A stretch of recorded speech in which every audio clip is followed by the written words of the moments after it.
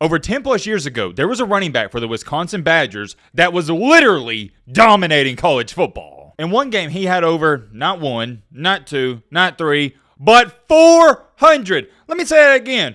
400 rushing yards in one game. For the entire year, he had 2,587 rushing yards. That's second most time for a single season, right behind Barry Sanders. This is one of the more ludicrous stats you're ever going to hear. In 6 games, almost half of the year, he had over 200 rushing yards. Who is this beast I'm talking about? Great question, my friend. I'll let you answer it. I'm talking about Melvin Gordan. There's 2 U words I'm going to use to describe him. Number 1, unreal. Number 2, underrated. He did get a lot of love and respect, but I feel like it wasn't enough. When you look at his entire body of work, he had one of the better college careers in recent history. I'm sure some of you watching this video, you remember Gordan. But what we're going to talk about in today's video is what happened to him after college. This video was requested by Young Field. Thank you for the recommendation. As always, if you guys have any requests for videos like this in the future, leave a comment down below and who knows, who might make that. I don't want to waste your guys' time too much. Without further ado, we're going to get straight into this one. Coming out of high school, Gordan was rated as a 4-star recruit, so I wouldn't go as far as just saying he was underrated. And here's some bad news for Iowa Hawkeyes fans. He was originally committed to Iowa. How about that? Man, oh man, what could have been for Iowa? I digress. He decides to decommit from them and commit and sign with Wisconsin. It turned out to be a great decision for him. In his first year in 2011, he didn't play a lot. Only appeared in 4 games, had 98 rushing yards with 1 touchdown. In 2012, he was still fighting for playing time, had 62 rushes for 621 yards. I want you to take a look at this. He averaged 10 yards per carry, had 3 touchdowns. It is worth mentioning, and man, we need to make a video on him. What about Monte Ball? That's who he was behind, and also James White. So there was some stiff competition. And this is the reason I like doing these videos, because it throws me back to when I was growing up watching these guys play.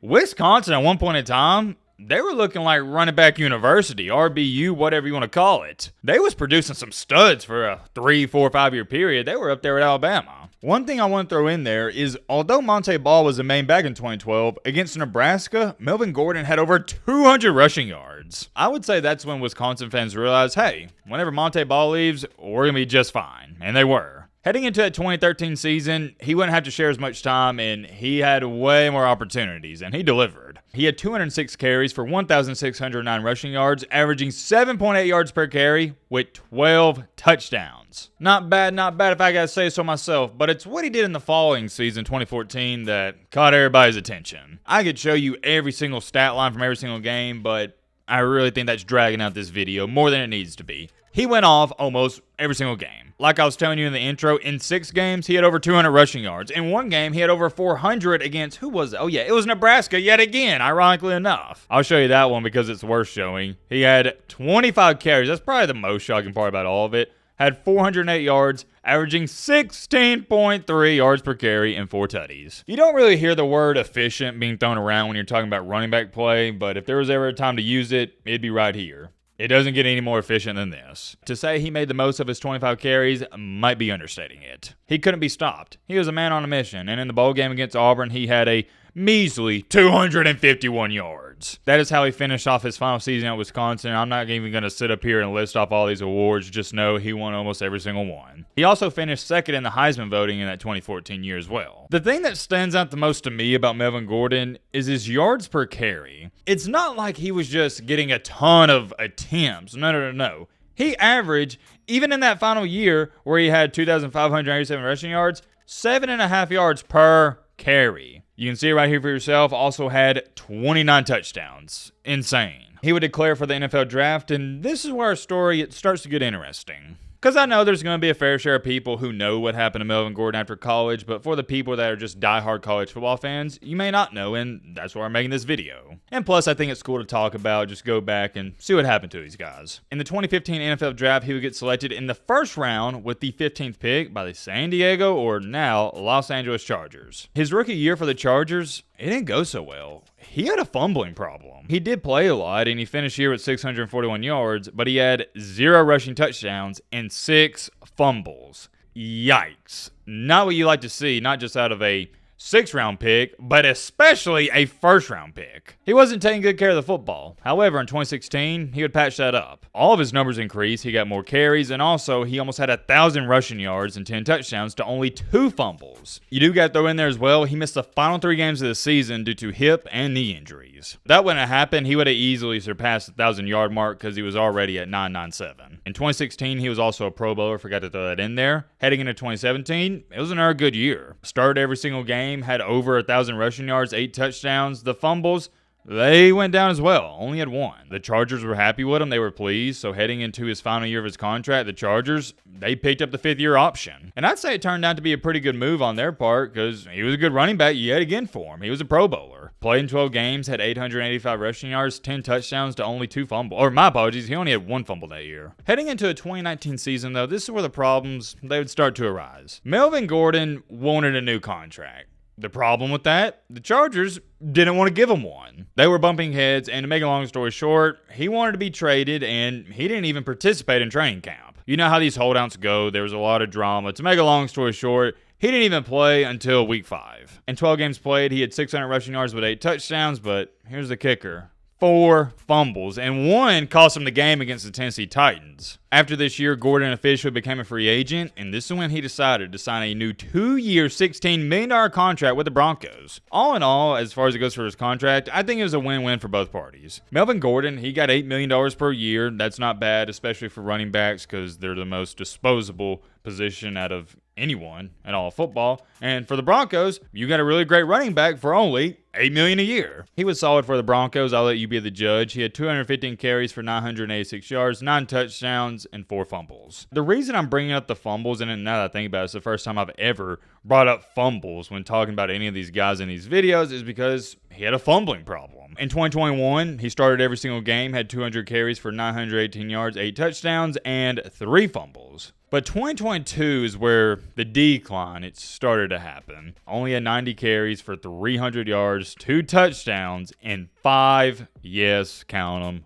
5 fumbles. It was a very bad year for Gordan, and the Broncos waived him after he had what I'm going to label as a game-losing fumble against the Las Vegas Raiders. I can't dump it down any more than this. He was fumbling the ball way too much. The Chiefs did sign him to the practice squad in 2022. Nothing at all came out of that, and he would sign with the Ravens in 2023. He played just a little bit. And when I say a little bit, I mean a little for the Ravens. He only had 26 carries for 80 yards and 1 touchdown. Fast forward time into our current date, as when I'm speaking and making this video, Melvin Gordan is not playing for a current team, and he's been playing a lot of golf. If you go to his Instagram, you can see it for yourself. That's all he's been posting, and he is also, as you can see right here, the co-founder of Vibes Golf Club. He's posted a bunch of videos. I'll show you the most recent one. Matt wrote a clip.